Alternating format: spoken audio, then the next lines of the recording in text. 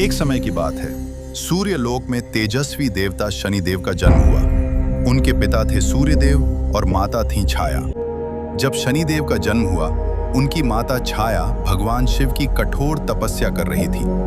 तपस्या के प्रभाव से शनिदेव का रंग गहरा और दृष्टि अत्यंत प्रभावशाली हो गई। कहा जाता है कि उनकी दृष्टि में इतना बल था कि जिस पर भी पड़ती, उसके जीवन में परिवर्तन आ जाता। सूर्यदेव को लगा कि शनिदेव उनके पुत्र नहीं हैं, क्योंकि उनका रंग उनसे अलग था। इस संदेह से शनिदेव का हृदय दुखी हुआ।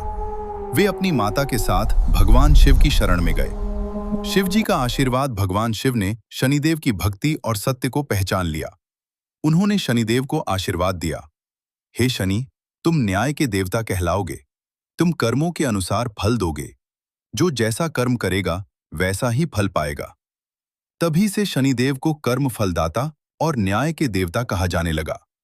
राजा विक्रमादित्य की परीक्षा। एक बार शनिदेव ने प्रसिद्ध राजा विक्रमादित्य की परीक्षा ली।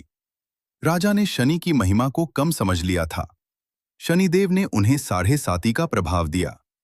राजा का राज्य चला गया, वे गरीब हो गए, अपमान सहना पड़ा। लेकिन उन्होंने कभी धर्म और सत्य का मार्ग नहीं छोड़ा। अंत में शनिदेव स्वयं प्रकट हुए और बोले, राजन, ये सब तुम्हारी परीक्षा थी।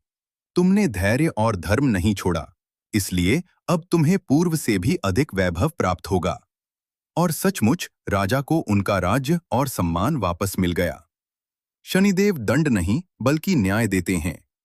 बुरे कर्मों का फल अवश्य मिलता है।